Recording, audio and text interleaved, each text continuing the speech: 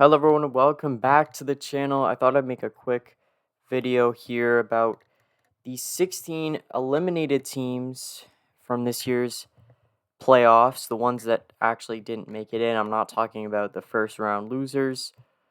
I'm just talking about the 16 teams that didn't make the Stanley Cup playoffs this year. And I kind of want to rank in a tier list where I think they're going to be going into next season. But in this tier list, I got in the highest tier, ready to compete, meaning they're ready to go. All they need is a few additions or some injuries to work themselves out, but they're pretty much ready to go next year to push for a playoff spot. Could break through, meaning they do have a good enough team to make a wild card, but are they going to do it? Is this year going to be the year for them? And then buyers or sellers, these are the teams that we don't really know or what's going to happen to them. We don't know if they're going to buy over the offseason. We don't know if they're going to sell. So I'm recording this in May, on May 9th. And, we don't know what's going on in the offseason at all. We still have to wait and see. It's a long offseason. And then falling stock, these are teams that, have sold a lot of players last trade deadline. And it's just looking like these are teams that are going to fall even further next year. And then we got basement dwellers, of course. So let's start off with the Anaheim Ducks. And the Ducks, I think they're going to be basement dwellers. And the reason why I think this is true is that last year they really didn't show a lot in terms of their record selling players. They did sell John Klingberg this past trade deadline, as well as Dmitry Kulikov. And these are two reliable defensemen, which kind of shows that maybe next year they want to experiment with some younger defensemen on their decor. So just to me, in terms of where they're going, they do have the second overall pick. I think they're going to be basement dwellers once again. And then we have the Arizona Coyotes. We don't know yet. We don't know yet if this is going to be the year that they actually go out and buy players. They didn't do too much in terms of selling at this deadline. They did sell Shane Gostis-Bear over to the uh, Carolina Hurricanes, so that one was a big deal. Gostis-Bear was one of their best defensemen over the past few years. They did get rid of a few more. They got rid of Jacob Chikrin as well. So a few key players leaving the club, but we don't know what they're going to do this year. Obviously, they do have Cooley coming out of Minnesota, but who knows? Will he make the jump into the NHL? Will he actually do a lot for the team? I know Barrett Hayton did really well at the end of last year. And now we have Buffalo. I think Buffalo's ready to compete for next season. They showed a lot of promise late on in the year with Devin Levi entering the crease. The Buffalo Sabres have the pieces in their forward group to make a playoff push next year, serious playoff push. I think they're gonna be right up there. They just have to make the right acquisitions. In my opinion, they either should get a veteran goalie, because there are two rookie goalies that are manning the crease at the moment. But they do need a defenseman, a reliable defenseman. I'm thinking Jake McCabe. I'm thinking Luke Shen, those two Toronto Maple Leafs, because I'm doubting that they're going to get signed by the Leafs next year. So it seems like a good fit for especially Jake McCabe to go back to the team that drafted him. So that's what I think about the Sabres. And next we have the Calgary Flames. For me, I think they're a falling stock, but at the same time, I don't know about this one. I might actually change it. I think they could break through because they do still have a good core of players. It's just that they did have Daryl Sutter. They did just fire Daryl Sutter, though, so we'll see if a new coach will actually change the team. But my thinking is that they do have a good core. They have Kadri, they have Huberdeau, um, they do have Uyghur, Lindholm. They have a lot of good players, so I feel like they're going to be up there. They're not going to be close to the bottom for sure. Okay, and now the Chicago Blackhawks. To me, I think they're going to be basement dwellers. If you just look at that forward core, it's unbelievable. They got rid of Patrick Kane. They're going to get rid of Jonathan Taves, and they got rid of Max Domi. It's just a fire sale. It was a fire sale over at the Blackhawks. Even if they do select Connor Bedard and he lights up the league, I just think there's no way that team can be anywhere near the playoffs. I have a feeling they're going to go on a run at the start of the season, but I don't think it's going to last very long. I think they're going to go back down maybe to the bottom 10. That's what I feel like for the Blackhawks for next year. And then we have the Columbus Blue Jackets. I kind of think they're falling stock. Now, here's the thing about the Blue Jackets. They have a few good star players. Like I'm thinking Gaudreau, Patrick Laine. They have Boone Jenner. Um, Johnson is looking like a really good player. Um, and of course, they have Werenski, who was injured last season. But, we haven't seen a lot from the Columbus Blue Jackets. I liked Kirill Marchenko. I think he had a really inspiring run with them. And it might continue next year, but I just don't really believe they have what it takes unless they make a few big moves in the offseason. What I'm thinking for them is they do need a goaltender. They just got rid of Corpusalo. So, yeah, there's not a lot for me to believe in with this team. And so now we got the Detroit Red Wings. We don't know what's going on with the Red Wings right now. Obviously, most of us thought last year that they had enough pieces to kind of make a run at the playoffs, but as of right now, it's looking like it's kind of in between with them. They do have Simon Edmondson coming through on defense. I believe he played a few games. I'm not really sure, but he's surely going to play more games for the Red Wings next season. But they did just get rid of Tyler Bertuzzi at the deadline to the Boston Bruins, so it's hard to believe that they're going to really break through. So I put them in the middle ground. We don't know what's going to happen this offseason with them. And now for Montreal, I'm putting them in the middle, buyers or sellers. And the reason why is that I really don't know what's going to go on this offseason. They have a lot of question marks to answer.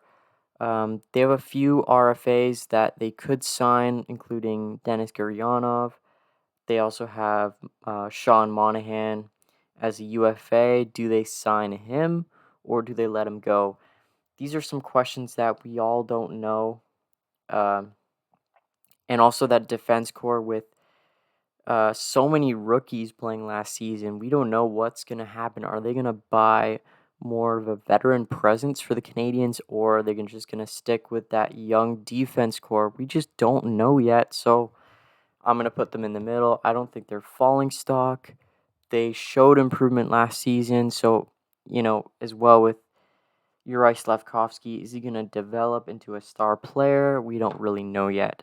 And now for the Nashville Predators, I put them into falling stock just because I don't really see a route for them to get back into the playoffs. They did sell a lot of players at the deadline. They did get rid of Matthias Ekholm. I know last year they did have a lot of injuries affecting the team throughout the season, so that's also a question mark for them. But just because of the fact that they got rid of so many players and they had to rely on guys like Thomas Novak at the back end of the season, as well as Luke Evangelista. We don't really know what's going to go on. I feel like they're falling out a little bit and could drop even lower next season, but we'll see. They could still be buyers. We don't really know yet. And for the Ottawa Senators, I'm going to put them up there. I could break through, and the reason is because the Senators have a lot of good pieces at the forward group. But for me, it's just the defense. It's kind of a similar situation with Buffalo, but I put Buffalo higher just because they did finish closer to the playoffs. They were 1 point off of making it.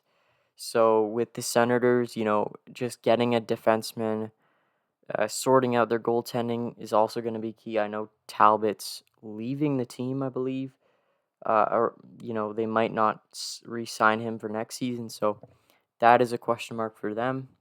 But I do think they do have a chance to break through if they buy and re-sign key players.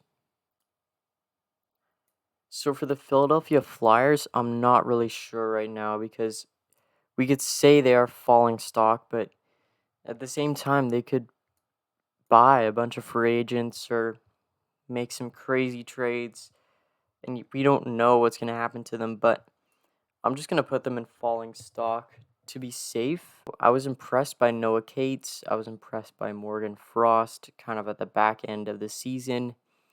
And Travis Konechny did really well, of course, but the defense is just not very good on this team, and the goalie situation also has to be fixed. A lot of these teams are really similar, but I think Philly just doesn't have it right now. They could buy more players, but I have a feeling they're going to drop down even further next year.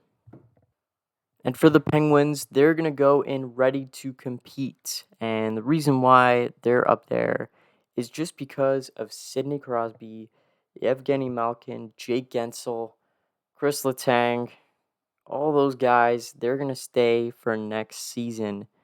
I don't think they're going to just drop everything and become basement dwellers.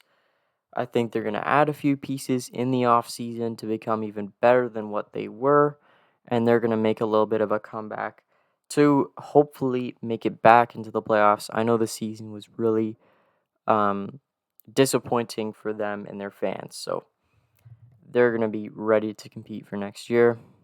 And then the Sharks, unfortunately, I have them at basement dwellers. They did get rid of their star forward, Timo Meier. And that's really the reason why. I mean, he's their best player by far, and they just got rid of him. So the Sharks, basement dwellers, they're going to be going after that number one overall pick, in my opinion. And now with the St. Louis Blues, I'm going to put them in could break through. Now, we saw with Jacob Vrana and Kapanen at the end of the season how those two additions really helped the team compete later on in the season, but they have lost so many of their core players. Ryan O'Reilly, Tarasenko, Buchnevich was out with injuries for the most of the year. They do still have Kyrou. They still have Thomas. So they do have a good core of players, but, it'll depend on what happens in the offseason. I feel like if they do add a few free agents, they could make another run at it next year because they do still have that core. Goaltending will be a key, though. I don't know if Jordan Binnington is the guy to do it. And now for Vancouver, I think they will be buyers or sellers. We don't know. Their team is a really mysterious team. So obviously they do have a good core of players. JT Miller, Elias Pettersson, Quinn Hughes. It'll depend on if the owners and general manager decide to spend money this year. So that's it for the Vancouver Canucks. And now to round off this list, we do have the Washington Capitals, who I'm going to put at falling stock. And the reason is because Ovechkin is getting older. Backstrom barely played the season, and when he did return, he didn't have too much of an impact. They do still have key pieces like Tom Wilson. They have Carlson returning from injury on their blue line. I do like the acquisition of Rasmus Sandin for Eric Gustafsson. I definitely think they maximized Gustafsson's value. So they do have good things going for them, but just in general, I do think they are falling stock. I don't know if they're going to try to compete for the wild card next season. It could be more of a retool, rebalancing year for the Capitals. So that is just my opinion. That will round out the tier list. And I hope you enjoyed this tier list. Definitely leave a comment down below about your thoughts. Let me know also what kind of videos you want to see from me next time. And also if you did see the mini, Jan Mysak? Let me know in the comments down below.